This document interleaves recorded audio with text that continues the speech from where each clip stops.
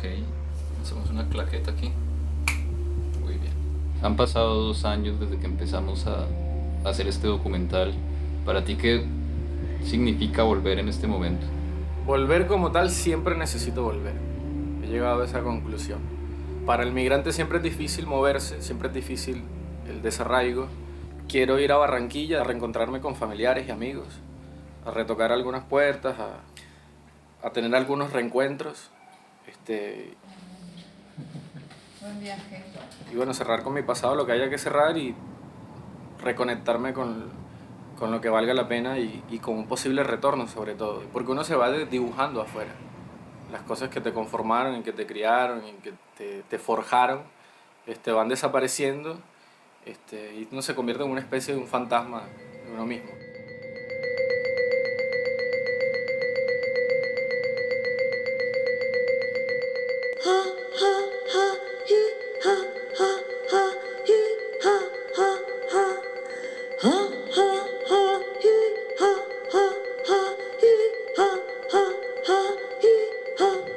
Su seguridad es muy importante para nosotros.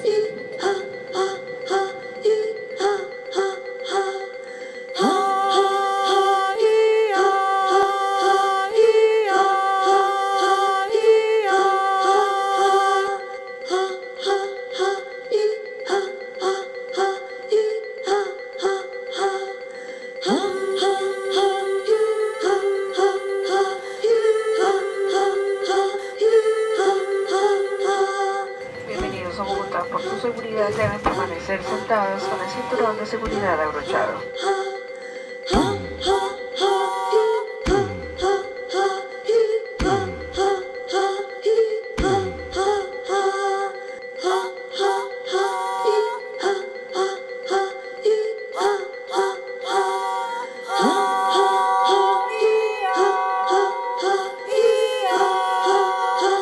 En el plebiscito de octubre de 2016, convocado por el gobierno, votamos por el no a los acuerdos de La Habana, porque en Colombia no ha existido una guerra civil ni un conflicto armado, sino una amenaza terrorista contra el Estado.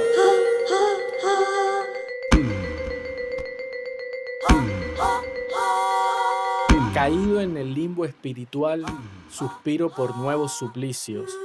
Reclútame, Señor, para la salvación o el terror. Los ideales que no cambian la vida corrompen el alma.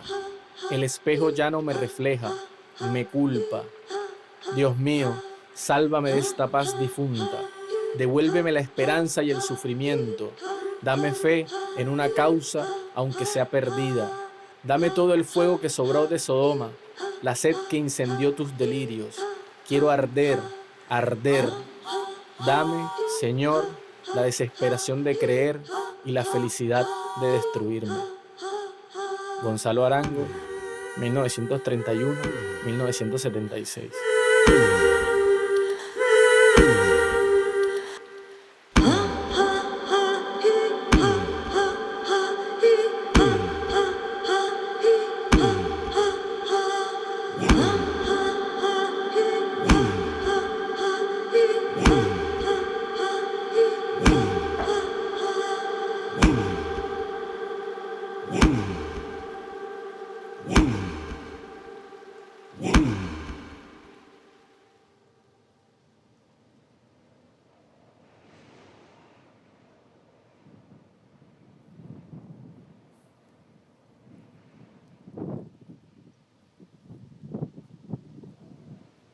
Habían pasado 2 años desde que empezamos a hacer esta película con el pollo.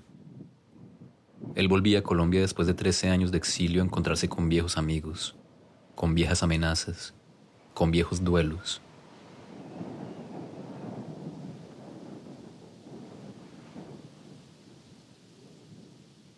En Bogotá asistíamos a la posesión del nuevo presidente, que al mismo tiempo parecía el velorio de la joven paz de Colombia, y en Barranquilla llegábamos con 14 años de retraso al funeral de Alfredo Correa de Andrés. Si supieras que la paz tal como la conocemos y como la luchamos ha muerto, Alfredo, pero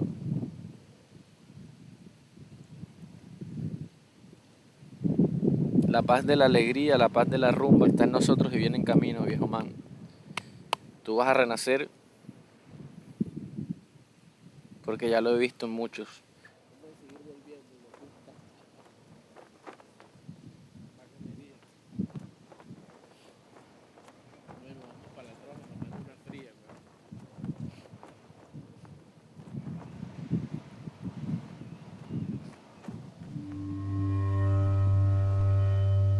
Como grabando sola se quedaba la cámara en este cementerio de Barranquilla, en este cementerio que es Colombia.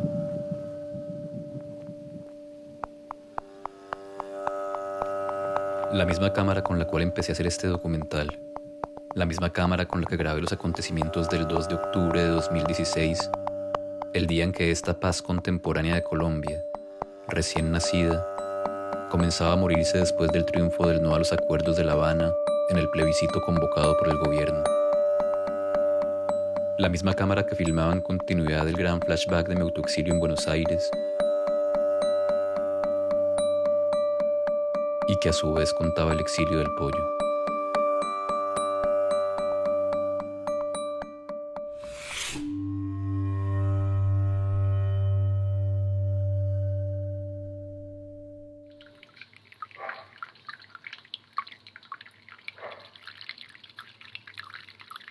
¿Cuál es este café en Colombia? ¿Qué tal? Dime la verdad. Sí. ¿Qué tal es? Es más barato, ¿verdad? Me compraste el más barato de la tienda, ¿verdad? No, es que no lo conozco. No, yo sé que el más barato de la tienda está bueno ya. El café colombiano de tienda normal está bueno. Es que tú eres muy corroncho, weón. Tú no sabes que en Bogotá, por el contrario, era uno de los cafés más prestigiosos. Café Goma. Yo he pensado que esa primera conversación sea contigo en contraluz, o sea, como aquí, y tú me puedes grabar a mí con el celu. El día que yo llegué del plebiscito, que estuve aquí en tu casa, hablábamos de que posiblemente tú hubieras sido un falso positivo, es decir, si a ti te hubieran matado en Colombia, serías una estadística más, ¿no? Y básicamente podías haber sido perfectamente eso, un joven que hubieran acusado de ser colaborador de la guerrilla o directamente guerrillero, que hubieran puesto un uniforme y hasta ahí hubiera llegado la historia, ¿no? Bueno, sí, es un eufemismo bastante interesante. Cuando yo estaba en Bogotá, me llegó un informe de inteligencia militar a través de la Organización de Derechos Humanos que llevaba mi caso, de que estaba siendo sindicado de ser el encargado de masas y de la agitación política del ELN. La respuesta es sí. O sea, Alfredo fue un falso positivo.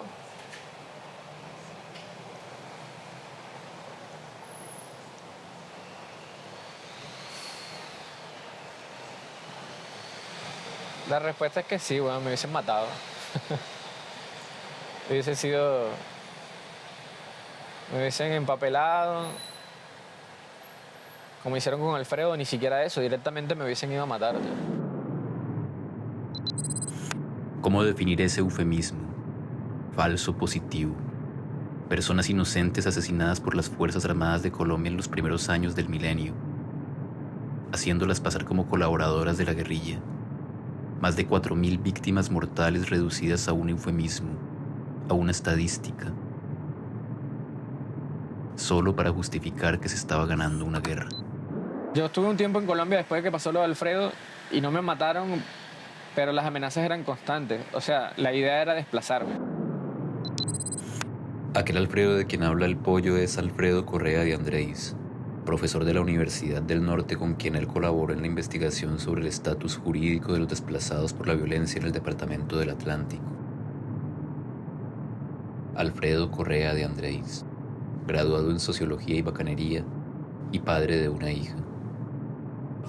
El tema viene es cuando no te quieres ir, ya, como hizo Alfredo, que dijo, no tengo nada que ocultar, si me voy va a parecer que soy culpable y en Colombia está mi vida, mi familia, mi trabajo y le debo todo. Y el tipo se quedó y lo mataron. El 17 de septiembre de 2004, una fuerza conjunta de paramilitares de las Autodefensas Unidas de Colombia y organismos de seguridad del Estado asesinaron en Barranquilla a Alfredo Correa de Andrés, el Pollo y varios colaboradores más de la investigación que adelantaba el profesor tuvieron que huir hacia Bogotá y días después del país.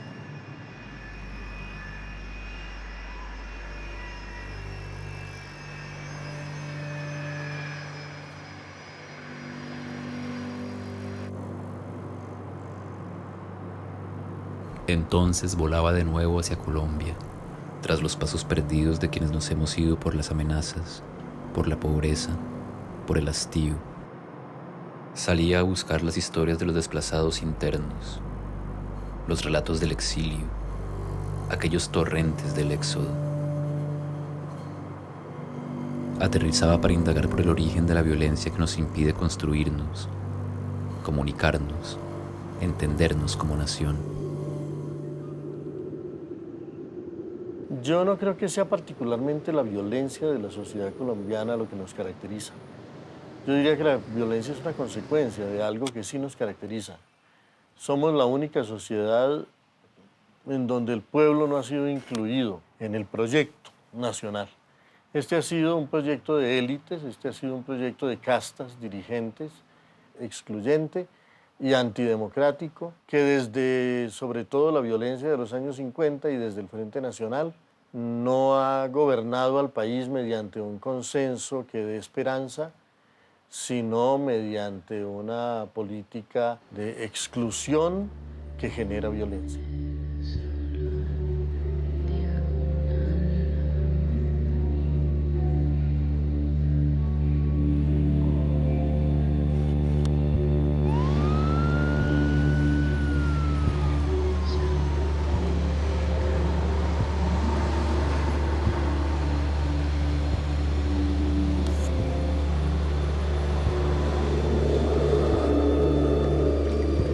Desde niño sabía que Colombia era un país asesino, el más asesino de la tierra, encabezando año tras año, imbatible, las estadísticas de la infamia.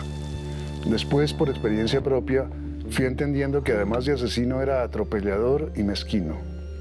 Y cuando reeligieron a Uribe descubrí que era un país imbécil. Fernando Vallejo.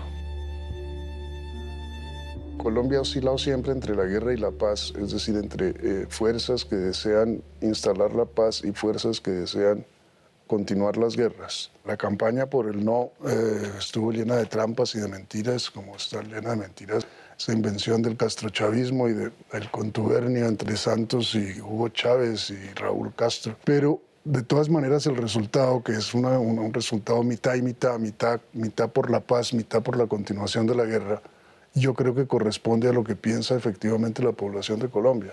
Yo creo que aquí muchísima gente quiere la guerra. Este es un país acostumbrado a la guerra, por una parte, y que considera que la guerra es la solución, a pesar de que no lo haya sido durante los últimos 50 años, pero consideran que esa es la solución. Ya en los años 50, la violencia de los dos partidos tradicionales que educaron a Colombia en el odio produjo una expulsión masiva. Y lo que se dio, lo han señalado muchos estudiosos, no fue una urbanización de la comunidad campesina, sino una ruralización de las ciudades. Yo me vine de Tumaco buscando oportunidad.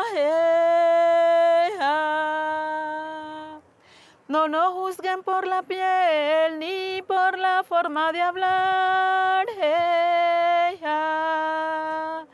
No juzguen sin conocer, no juzguen por juzgar.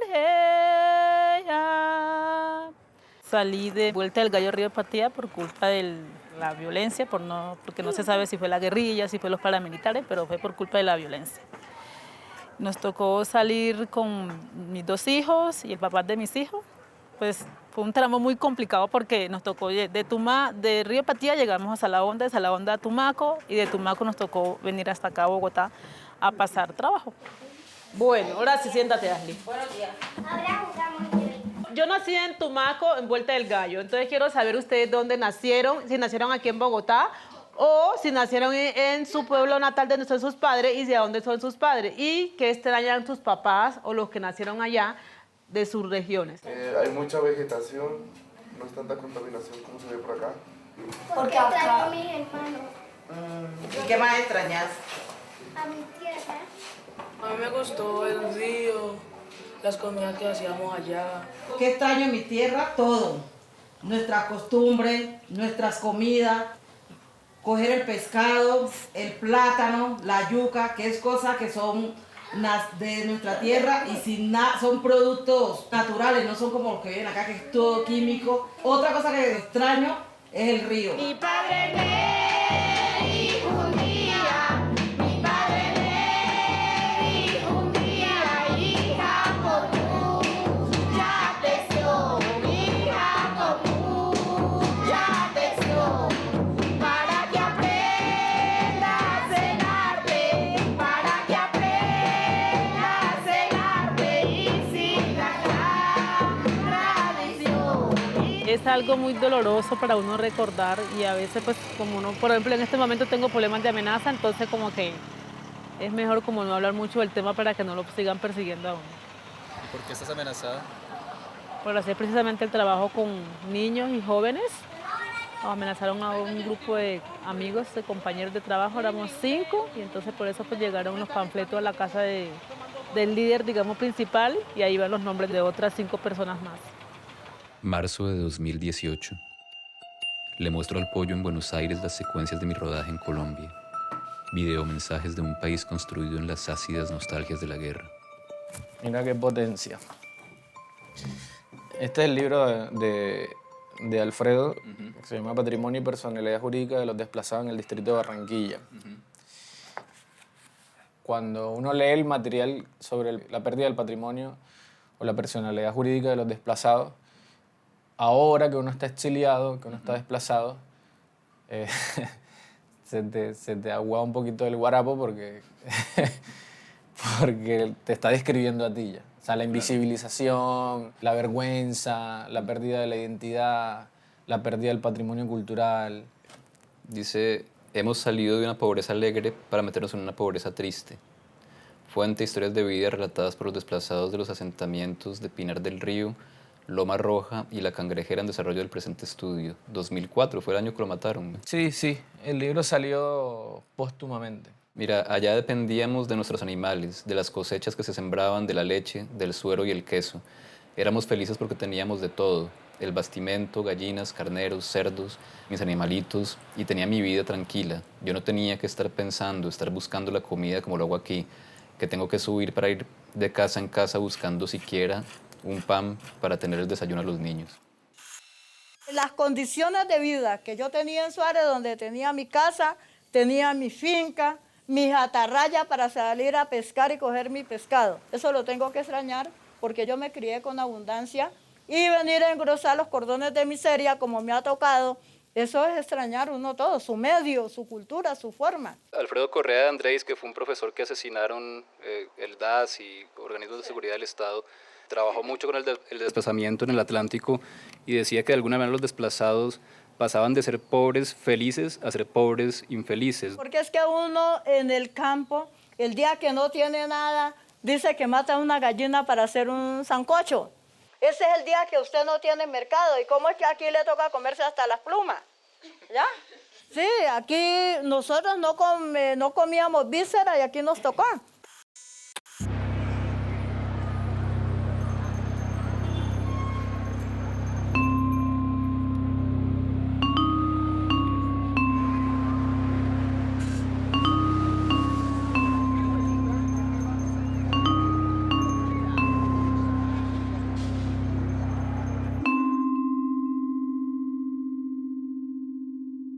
¿Tú qué extrañas de Curramba?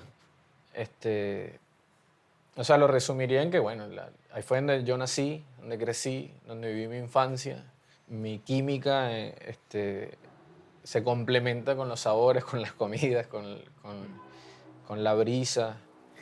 Pero sobre todo porque hay una cosa que yo tengo que admitir, o que he aprendido a admitir con los años también, es que, o sea, lo mejor que yo tengo de mí es ser colombiano. Ya, parece una frase chauvinista, pero me ha tocado acatarla con el tiempo.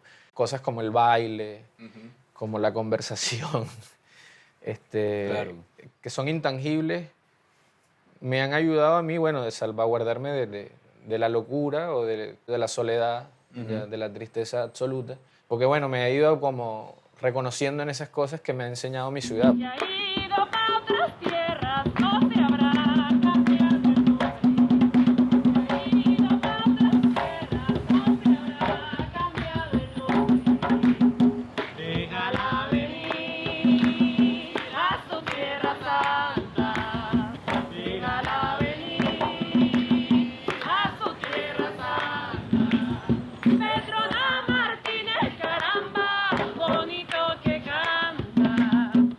En Buenos Aires se habían organizado varias marchas y vigilias por aquella paz que fue resucitada por vía legislativa después de la derrota del plebiscito. Desde aquel octubre de 2016 no habían parado los crímenes de líderes sociales en el país. La amenaza sigue viva para quienes defienden los territorios de la voracidad de los nuevos negocios de la paz.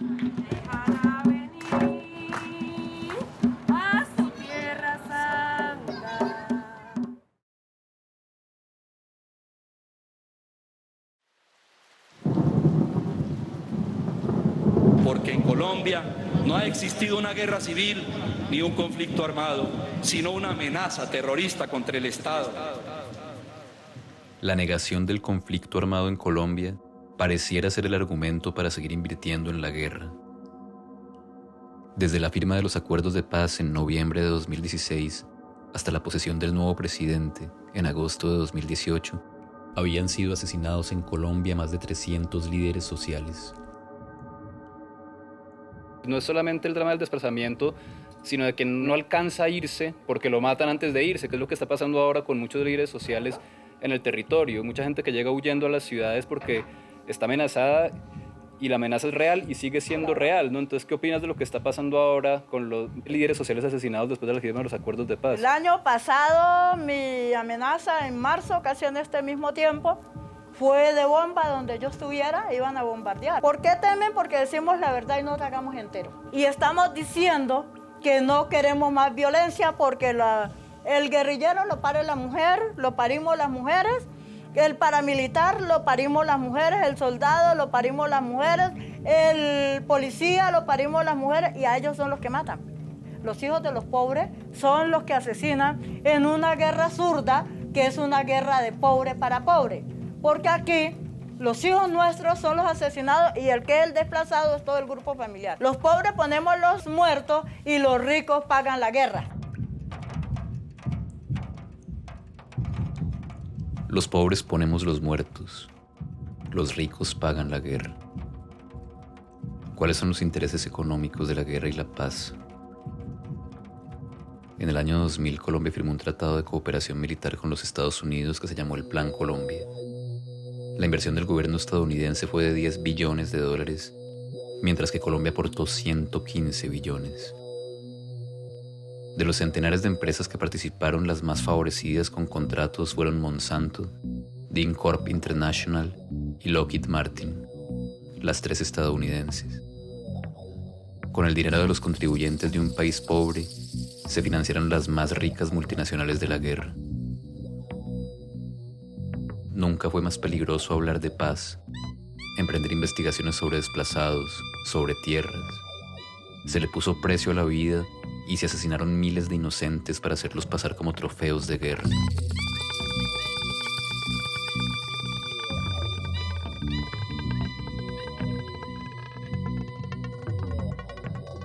Octubre de 2017. Viajo entonces a Barranquilla para visitar a la familia de Alfredo Correa de Andrés, 13 años después de su asesinato. La detención fue cuando Alfredo iba saliendo de su casa para la Universidad Simón Bolívar. Sí. Y lo rodearon como 8 del DAS, como si fuera un delincuente. Le quitaron el maletín donde llevaba él sus notas, su cuaderno, sus libros. Le quitaron el celular, lo montaron en una camioneta y se lo llevaron. Yo al principio me impresionó en más, porque yo creía que era que lo habían secuestrado. Como a las 9 de la noche tuvimos noticias de que lo habían detenido por el delito de rebelión.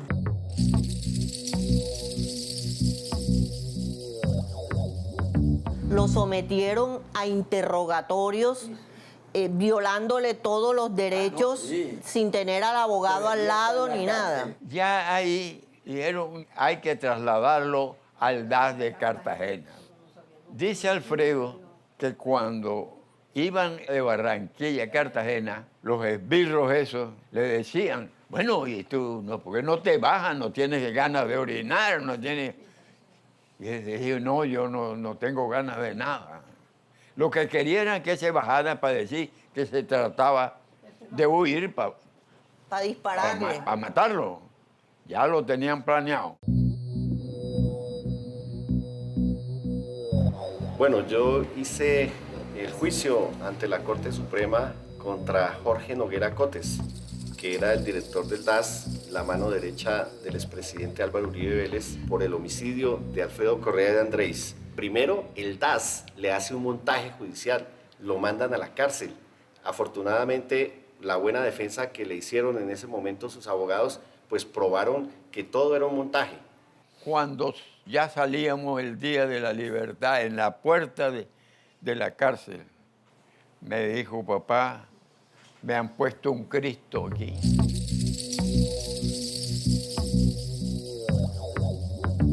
Alfredo dijo que él no se iba del país porque iban a querer aparecer como huyendo. Y el que huyendo es el que se siente culpable. Yo no soy culpable, yo no puedo huir. Se prueba que hubo un montaje, él se quedó tranquilo pensando pues que había aclarado la situación, pero nunca se imaginó pues que sicarios con el Bloque Norte, el DAS, etcétera, lo iban a terminar asesinando. Como a las 12:30, él venía de la Universidad Simón Bolívar, sí, le queda cerca caminando con su guardaespaldas. Mataron al guardaespaldas primero, claro, después matan a armado. Alfredo, que es cuando Alfredo alcanza a meter una mano y decirle al sicario, La famosa frase de Alfredo, no dispares. porque hacen disparo aquí en los dedos y después le dan a la cabeza. ¿Por qué mataron a Alfredo? O sea, tú que seguiste el caso, que fuiste el abogado de la familia, ¿por qué mataron a Alfredo Correa de Andrés? Bueno, hay coincidencias que uno no deja de pensar que pueden ser perversas, pero son coincidencias al fin y al cabo. Durante el gobierno de la Seguridad Democrática, la ciudad de Barranquilla fue una ciudad que jamás le permitió al presidente Uribe un triunfo electoral. Ese es un hecho que vale la pena anotar. El segundo hecho es que los grupos paramilitares, en este caso el Bloque Norte de las Autodefensas, tuvieron en Barranquilla un centro de acción y operaciones no militar. No, allá había un centro de operaciones políticas de control económico por parte de los paramilitares de las estructuras del Estado como tal. Y Alfredo lo matan es por esa razón, para generar terror en parte de la población, para infundir terror en muchos de nosotros. La gente decía, si mataron a Alfredo, que era un hombre de las calidades humanas, éticas y morales de Alfredo, ¿cómo no van a matar a cualquiera de nosotros que hemos tenido, dijéramoslo, participación política mucho más fuerte que la que tuvo Alfredo, nosotros enfrentando las políticas del régimen directamente?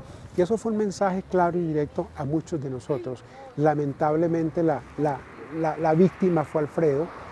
Y cuando yo le pregunté al jefe paramilitar, alias don Antonio, ¿por qué mataron a Alfredo? Si ustedes sabían que no era de las FARC, que no era alias Eulogio, como decían los informes de inteligencia. Y termina diciendo o confesándome Antonio en privado, el jefe paramilitar, me dice, la verdad, nosotros nos equivocamos. Nunca pensamos que ese señor tuviera tanto arraigo en los corazones de la gente, que la gente lo quisiera tanto, el mundo académico, el mundo empresarial, incluso la sociedad entera quisiera tanto a una persona y a una figura como Alfredo Correa. Nosotros no dejamos de seguir luchando dentro de los marcos de la ley jurídico, con abogados, estábamos ahí, para que sigan cayendo los que todavía andan, por lo menos huyendo, que los capturen y los traigan. En la sentencia, la Corte Suprema dice que el DAS se volvió un aparato criminal al servicio de narcotraficantes, al servicio de paramilitares. 3 años después de ese juicio, se cierra el DAS definitivamente. El Departamento Administrativo de Seguridad DAS era como el FBI en los Estados Unidos. Es decir, se trataba de lo que aquí denominaban en Colombia la policía política del Estado. Su función primordial era la seguridad de los altos dignatarios, en especial y particular del presidente de la República, pero de fondo su labor era una labor de acopiar información de inteligencia para hacer operativos que de alguna manera garantizaran la seguridad del Estado. ¿Y qué tanto tuvo que ver el caso Correa de Andrés con el cierre final del DAS? Pues lo que logramos finalmente fue demostrar justamente ante la Corte Suprema de Justicia que el DAS se puso al servicio del bloque norte de las autodefensas y logramos demostrar justamente que Jorge Noguera fue la persona que entregó finalmente el DAS a los paramilitares y por esa razón logramos que finalmente se liquide el DAS, cosa que a mí no me perdonan muchos exfuncionarios del DAS. Y nos falta solamente una puntada, es establecer sí o no hubo una responsabilidad directa del presidente Álvaro Uribe en este asunto. Que la paz no nos cueste la vida. Alfredo lo mata por pregonar la paz.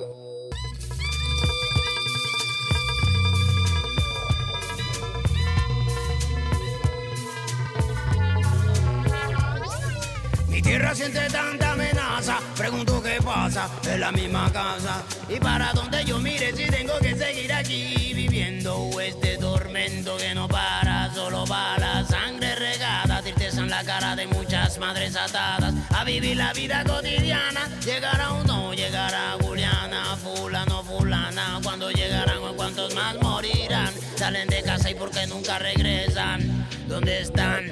Porque salen de casa y nunca regresan. Y todos aquellos que pregonan la paz están en peligro de muerte aquí. Nada, a mí con ellos me gustaría hablar en Barranquilla, evidentemente porque no los conozco, nunca los vi. Nunca pude darles ni siquiera un abrazo, ni un sentido pésame, ni nada.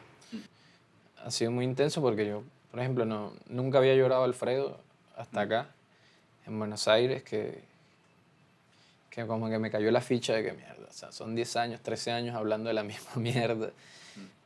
Y es que estás anclado como a una situación, nada, es muy, en cierto sentido también es muy molesto porque yo no quisiera estar recordando a Alfredo, no quisiera estar compartiendo con nadie lo maravilloso que era, lo genuinamente costeño, dicharachero, alegre, lo políticamente plural que era, un tipo ideológicamente muy abierto y con mucho amor. Eso fue lo que me gustó del tipo, que no solamente era un tipo que tenía cosas para decirte, sino que también te podía dar un abrazo. Ya.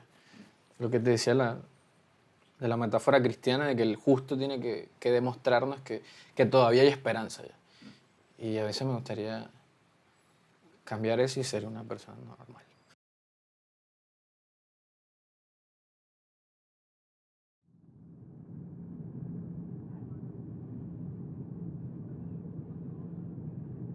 Le echo sal a mi obsesión por la historia de Colombia.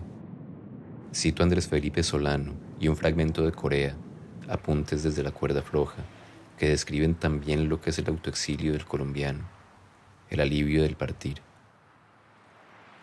Me distancio de Colombia, de la gente que me ha rodeado desde hace años. Otra geografía se instala en mi cabeza, otro modo de comer, de ir en bus, de tomar alcohol, de estar en casa. Me preocupa y a la vez me da una inmensa paz vivir tan lejos de ese país donde todo se descompone con indolencia. Las caras de los conocidos se van borrando una a una y no las puedo reemplazar por otras. He terminado por estar sin amigos, pero la angustia ya no es la misma de hace unos meses.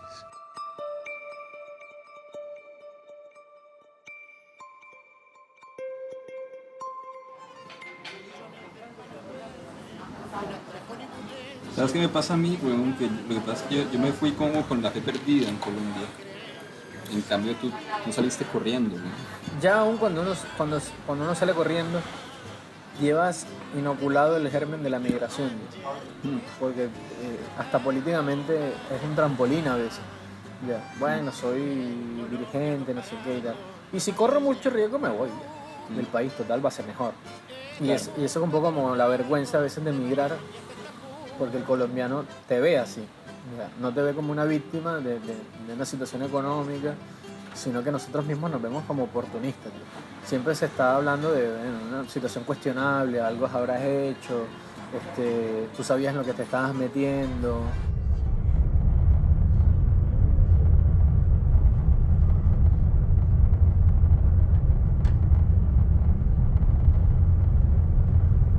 El exilio es una vía de escape válida, necesaria para personas que están siendo objeto de vulneración de sus derechos. La vulneración que se hizo en contra mía fue a mi libertad como ser humano, la libertad de ejercer mi profesión y la libertad que debe tener cualquier periodista de publicar la verdad. Desde el año de 1983, cuando empezó la negociación del proceso de paz de Belisario Betancur, yo me convertí en una de los muchos periodistas aquí en Colombia que decidimos jugárnosla por la paz y la convivencia en este país. Eso puede considerarse subversivo en algunos momentos históricos o en algunos escenarios también para algunos políticos. Entonces, en el año 85, con la circunstancia de que el comandante de la Brigada de Institutos Militares, el general Miguel Vega Uribe, que había sido el que había dirigido toda esta operación de violación de derechos humanos contra alzados en armas, se convirtió en ministro de la Defensa. Fue así como en el año de 1985 vino la persecución contra muchos de nosotros. Y todo esto pues tuvo unos antecedentes, unos disparos que me hicieron en la puerta de mi casa, que eran más de advertencia que de intención criminal, creo yo, de intención asesina. Mi abogado recibió información, al igual que mi padre, de que el presidente Belisario Betancur quería conversar conmigo. Logré llegar al Palacio de Nariño y allí el presidente me dijo que no había garantías para el ejercicio profesional, que si me quedaba en el país era quedándome callada y que ni siquiera así podía haber una garantía de seguridad, ni para mí ni para mis colegas. Pues tomé el primer avión que pude y me fui del país. Las amenazas, en mi caso, venían de los militares, pues, y eso me lo reconoció después un general, el general Guerrero Paz, cuando era comandante de las fuerzas militares, me dijo que sí, que efectivamente usted tuvo un problema con la institución. Y las amenazas eran amenazas telefónicas fundamentalmente, también me llegaban cartas, en esa época no existía el correo electrónico. Eran amenazas, me llamaban o intervenían en mis conversaciones telefónicas. Entonces, como yo sé que las amenazas son ciertas, pues me fui y tenía la posibilidad de irme. Alfredo lo asesinan el 17 de septiembre. Yo salgo del país a unas labores de trabajo a Europa, y a mi regreso al país un fiscal me llama y me dice: aquí hay un informe de la brigada. Este informe de la brigada está diciendo que tú eres un secuestrador, que eres un guerrillero, y están solicitando que te abramos un proceso penal, es decir, el mismo proceso de Alfredo. La fiscalía me escuchó en indagatoria, pero como sabíamos que esto era un proceso, como dijimos anteriormente, el sapo acusa, la fiscalía investiga y el sicario asesina, nosotros llegamos solamente hasta el segundo escenario. Fiscalía investiga, pero no nos vamos a dejar asesinar. Y entonces le dijimos a la fiscalía que íbamos a salir del país. Y inmediatamente, el 18 de diciembre de ese año, yo rendí indagatoria en la Fiscalía General de la Nación, y el día 20 de diciembre, con el apoyo del gobierno español, salí del país con mi familia. Estuvimos en España viviendo con el apoyo y el auspicio económico del gobierno español durante 6 meses hasta que se aclaró el proceso judicial. Salgo entonces en búsqueda de las historias de los exiliados, de aquellos que, a diferencia de Olga Bear, Antonio Caballero y José Humberto Torres, no pudieron o no quisieron regresar.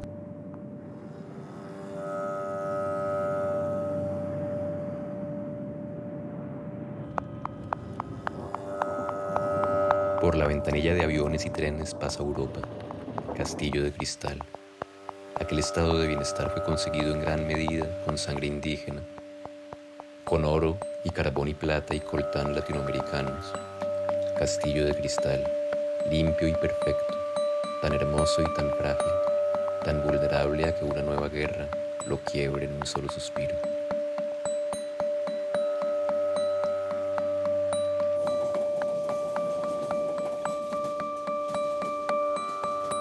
París, 1 de mayo de 2018. A 50 años del mítico mayo del 68, lo único que sobrevive exactamente igual son los gases lacrimógenos. La utopía murió. Caminamos con Inés, Hernando y Miguel Ángel por la manifestación que salió de la Plaza de la Bastilla, buscando los rastros de un exilio de casi 40 años.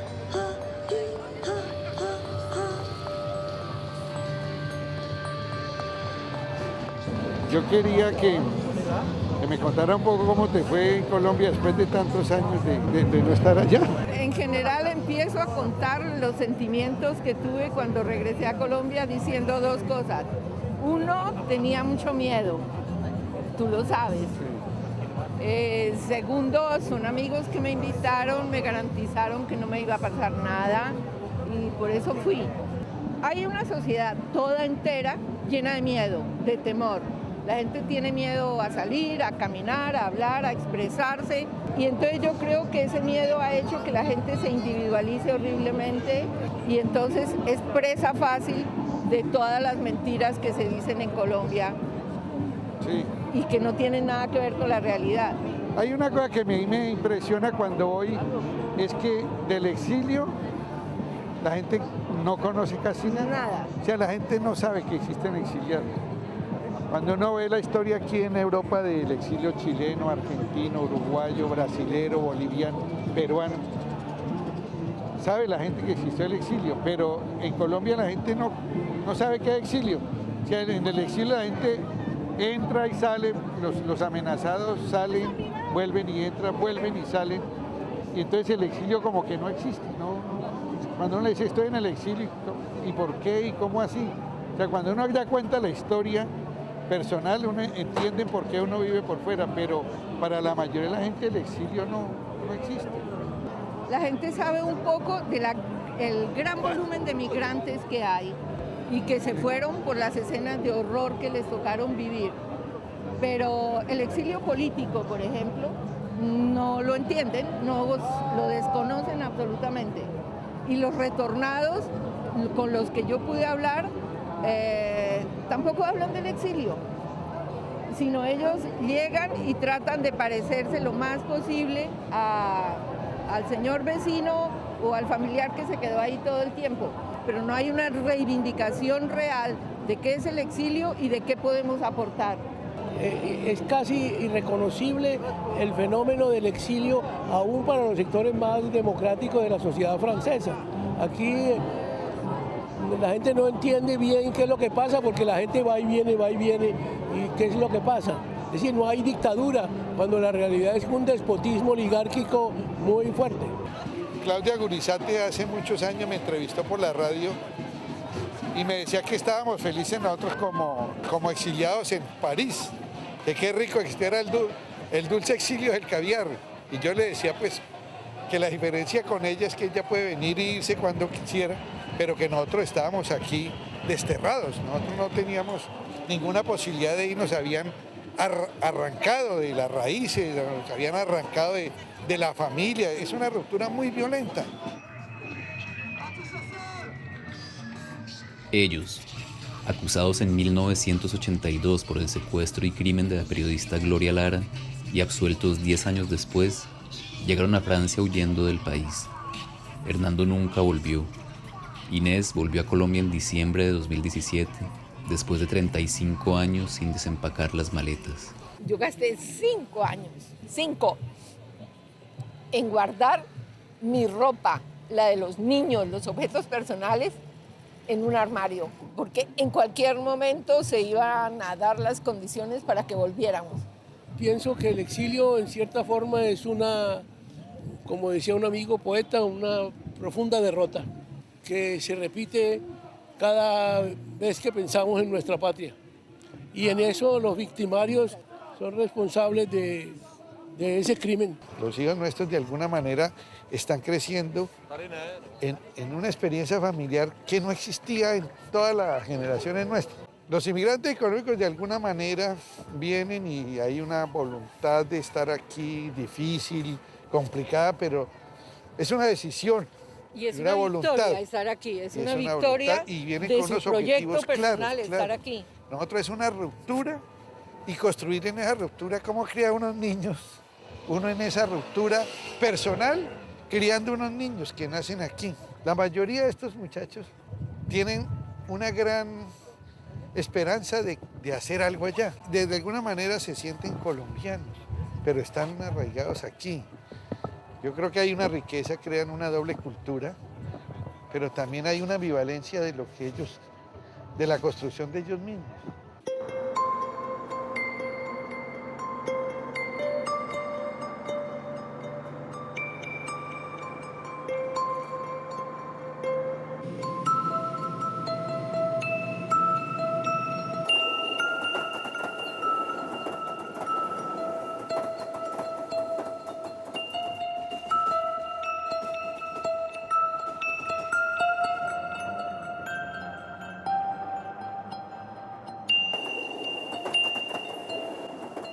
Asado a la colombiana en Bruselas.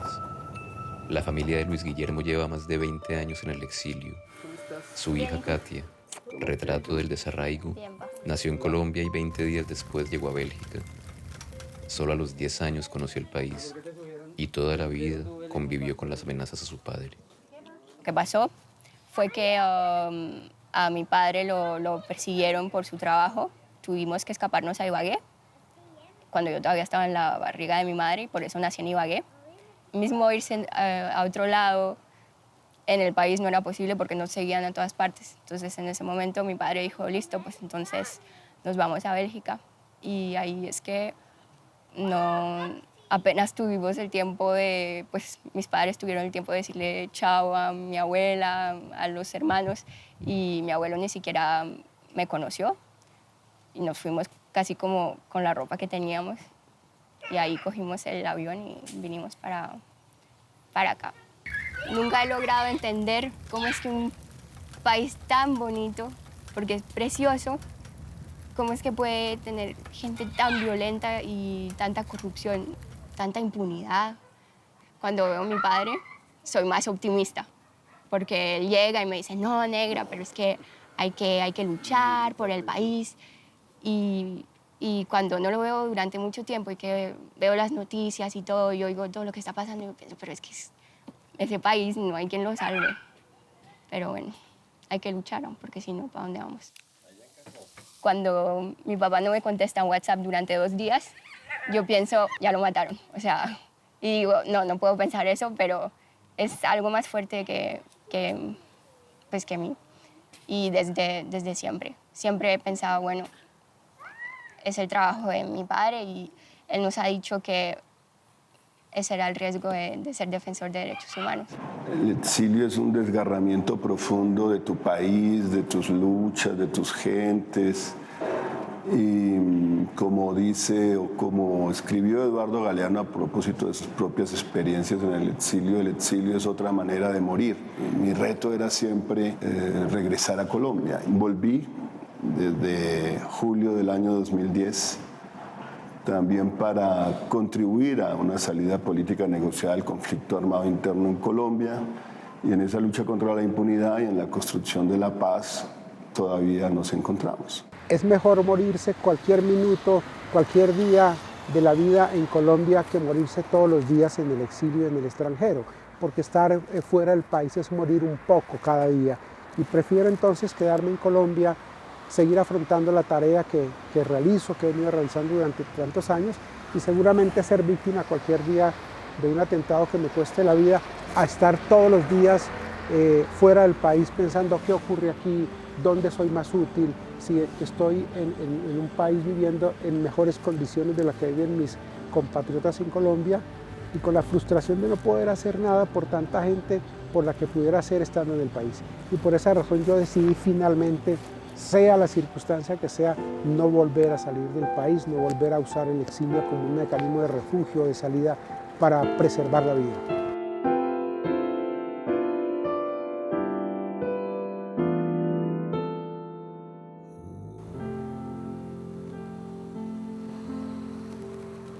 ...6 de agosto de 2018... En Bogotá el Pollo se encontraba con su amigo Gustanber Gutiérrez, otro barranquillero también desplazado después del asesinato de Alfredo Correa. Los dos iban a averiguar por el curso de la investigación en la oficina de Franklin Castañeda, quien había llevado su caso. ¿Cómo estás, Franklin? Coño, un abrazo, hermano. Vaya. Por el caso del profesor Alfredo no solamente se logró la judicialización de los autores materiales, sino que uno de los principales autores intelectuales está privado de la libertad y condenado a 35 años, el señor Jorge Noguera Cotes, que viene de ser el director del DAS, es decir, la Agencia de Inteligencia para el Estado de Colombia, lo que sería algo así como la CIA colombiana.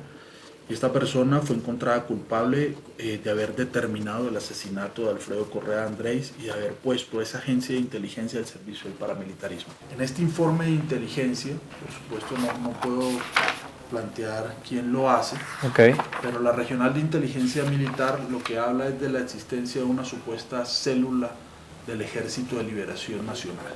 José Humberto Torres es el abogado que llevó el caso del profesor Alfredo Correa Andrés. Ponen de que ese abogado encargado de la parte internacional, que viaja constantemente al exterior.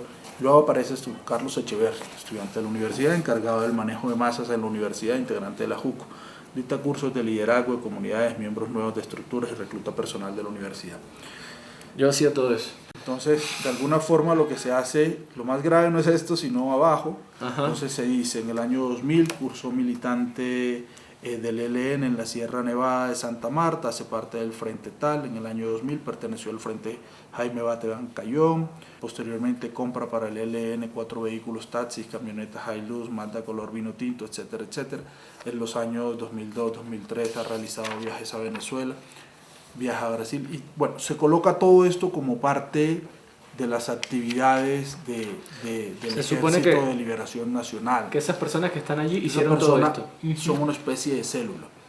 ¿Qué ocurre con esto? Que luego de estos informes de inteligencia lo que se hacía es que se abrían de inmediato procesos penales. Y lo que nosotros detectamos cuando vemos esto es que nos encontramos un poco frente a la misma estrategia, que no solamente había justificado la muerte de Alfredo Correa, sino de otros líderes sociales en Barranquilla. Lo que hace parte de este informe fue posteriormente parte de una investigación mientras ustedes estaban fuera del país. Logramos que se absolviera a las personas vinculadas a esa investigación, que quiere decir esto, que la Fiscalía ratificara la inocencia de estas personas y que en consecuencia diera por cerrada la investigación, pero a la vez planteara de que lo que dice en este informe de inteligencia es una falsedad. Por ese lado yo quiero decirte hoy, después de tanto tiempo, que al menos judicialmente tú no tienes deuda alguna con la justicia colombiana.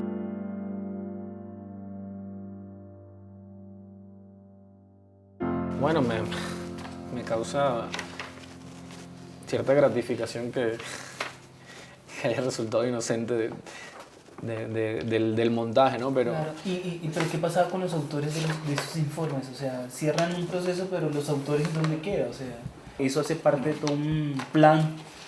Si te das cuenta, quien firma esto es un sargento. ¿Qué ocurre? Que las fuerzas militares en Colombia han venido gozando desde hace tiempo de algo que es el fuero penal militar. En casos en los cuales hay una relación entre una conducta delictiva y el servicio que presta un militar o un policía, estas personas no son sancionadas por la justicia ordinaria que te juzgaría o a ti o a mí, sino por una justicia que les es propia a los militares. Tú que conoces mi caso, que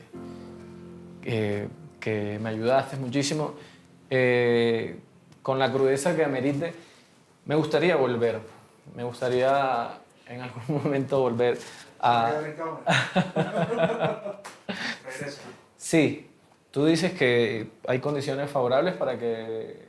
El regresar debe estar mediado también por regresar para colectivizarse, regresar para organizarse y que desde la organización social seamos capaces de exigir garantías para el trabajo que estemos haciendo.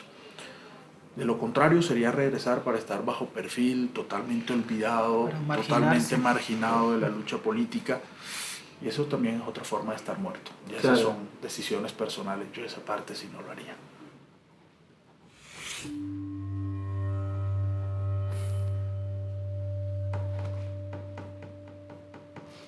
Bueno, veremos.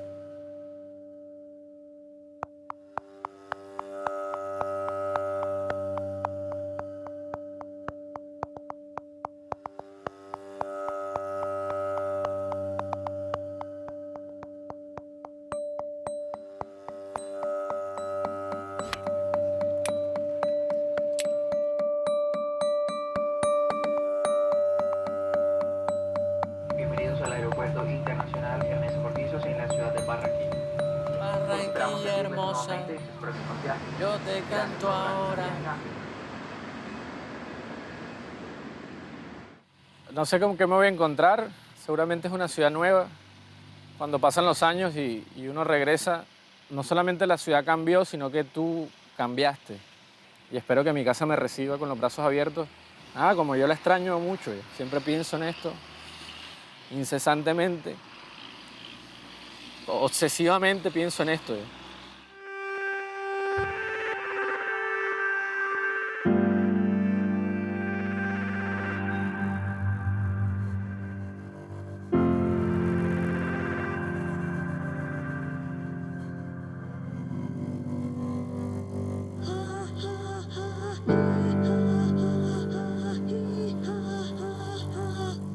La familia Correa Andrés, sería tan amable, de Carlos Echeverry.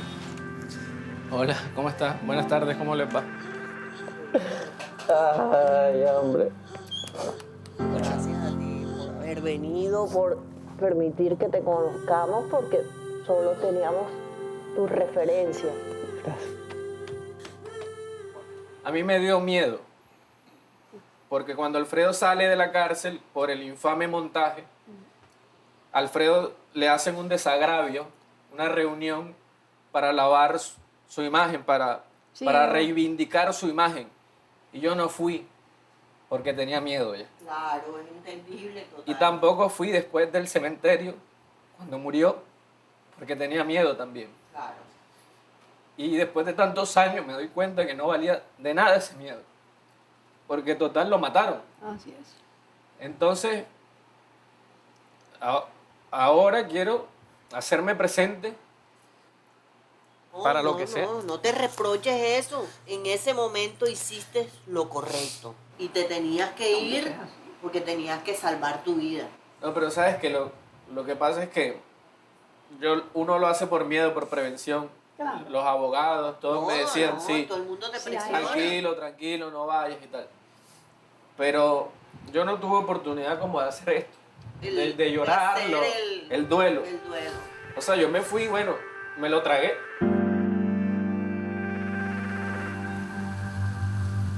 Todos cabemos, viejo. Todos cabemos en este país que tú y tu familia ayudaron a construir, y no nos vamos a dejar vencer por la tristeza ni por la muerte, viejo Alfredo. Gracias por todas las enseñanzas, viejo.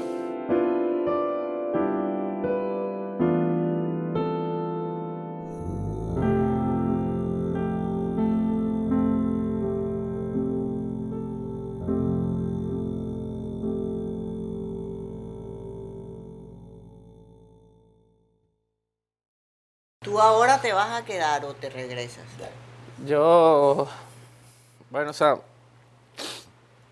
Yo quiero regresar, porque... Pero ahora que salió este personaje, o sea, son capaces de lo que sea. Uno tiene que tener eso claro, que de este gobierno uno tiene que esperar lo que sea, porque sabemos quién es el que está en el gobierno. Pensé en volver, ahora no lo sé.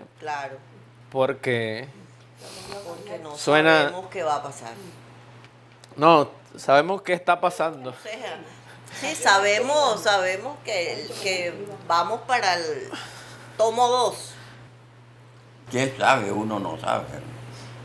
Ve que se recrudecieron los muertos de dirigentes sociales. Sí. Y aquí no va a decir la fuerza investigativa del Estado que no saben quiénes son los jefes de esa vaina. Bueno, creo que sí, creo que sí hay peligro, pero yo llevo 13 años afuera y la verdad que me siento a veces como un fantasma. Sí, claro. Yo creo que es el momento de decir, bueno, si nos van a matar, mátennos a todos, como usted dice. Porque de qué vale que yo viva en Argentina tranquilo y tal. Soy nadie allá.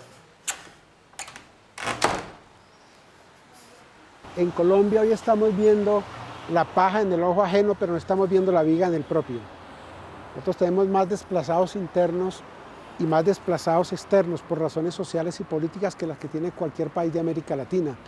Eso nunca se ha querido reconocer, pero además nunca se han querido hacer planes efectivos, no solamente para que la gente retorne al país, sino para que retorne en condiciones dignas como debe ser. En Colombia siempre existió la nostalgia de la casa familiar, de la casa paterna, porque la historia de Colombia es una triste historia de destierros. Todos los poetas y casi todos los compositores han hecho aquí canciones sobre la tierra perdida y sobre la casa perdida. Barba Jacob tiene un poema que se llama Parábola del Retorno, que es el regreso a la casa de la infancia y a ver cómo ya no queda allí casi nada de todo aquello que él tiene guardado en la memoria. Estamos en mi barrio natal, esta es mi casa. Parábola del Retorno, Porfirio Barba Jacob. Aquí crecí y forjé mi personalidad. Señora, buenos días. Señor, muy buenos días. Hola, buenos días. ¿Cómo le va? Decidme, ¿es esta granja la que fue de Ricard? Hey, y las cosas han cambiado bastante, ¿no? Por aquí los pelados todavía siguen viviendo en el mundo del nunca jamás. Siguen siendo así estilo Peter Pan, todos igualitos, tan viejos, pero siguen siendo la misma vaina. Siempre jugaba que alcanzar el número.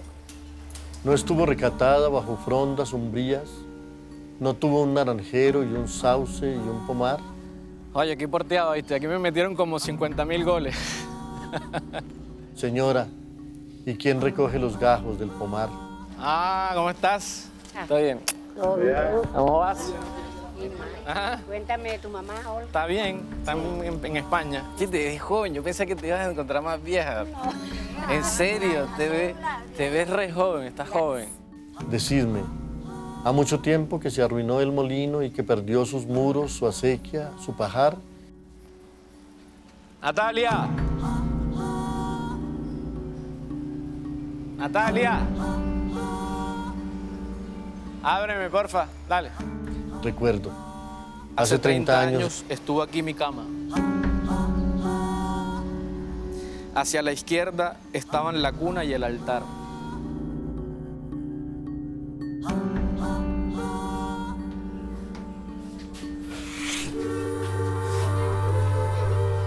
Hola, buenas.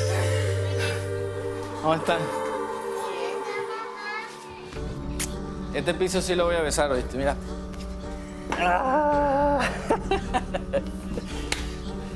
Por aquí gateaba yo.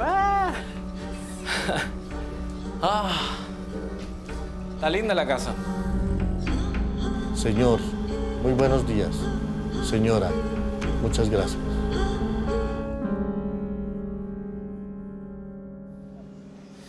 Bueno, tú sabes cuando uno tiene un lugar donde eres el rey, como si fuera Simba.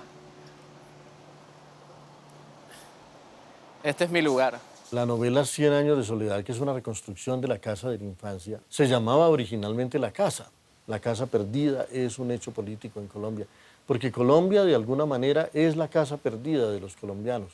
Si algo anhelamos los colombianos es que el país sea verdaderamente nuestro, que podamos andar por él con tranquilidad y que no nos sintamos pidiéndole permiso a alguien para poder vivir en nuestro país.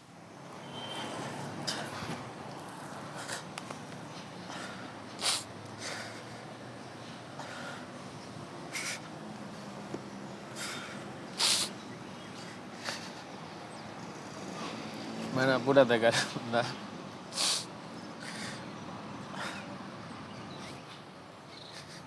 Tienen que sacarlo a uno de su casa así.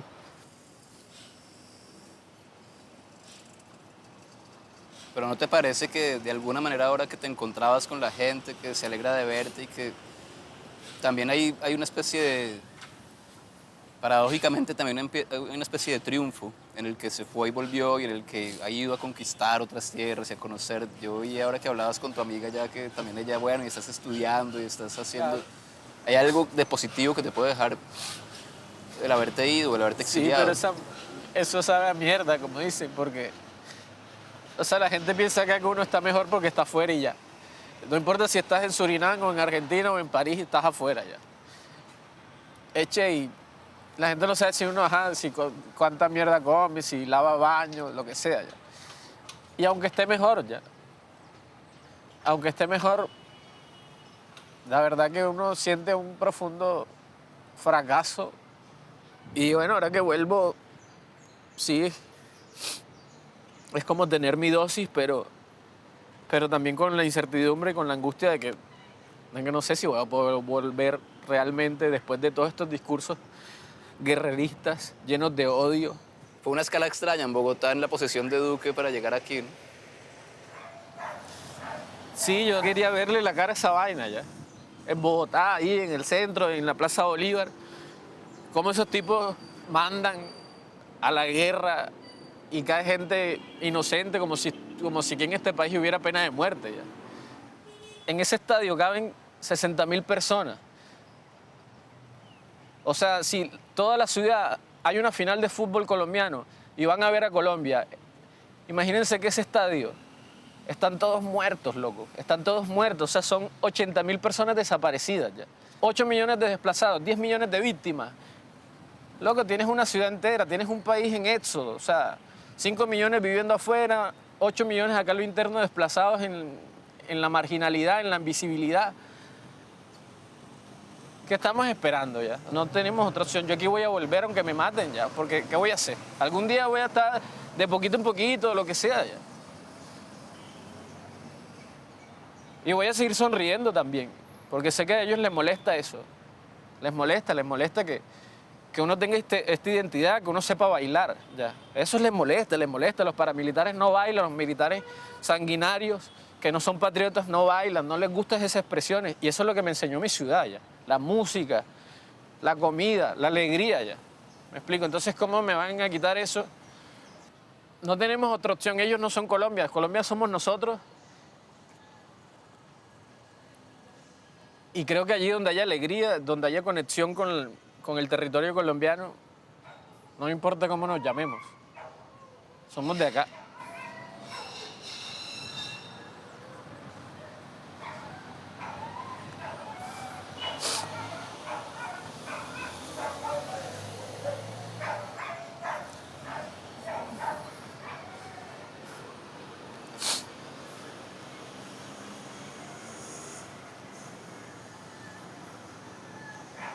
He escrito un viento, un soplo vivo del viento entre fragancias, entre hierbas mágicas. He narrado el viento, solo un poco de viento.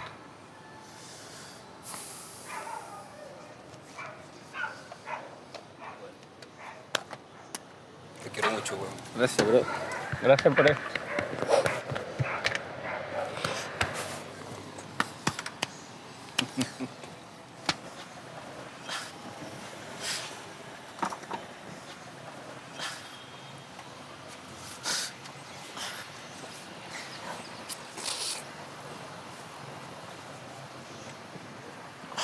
Ahora cáete, weón.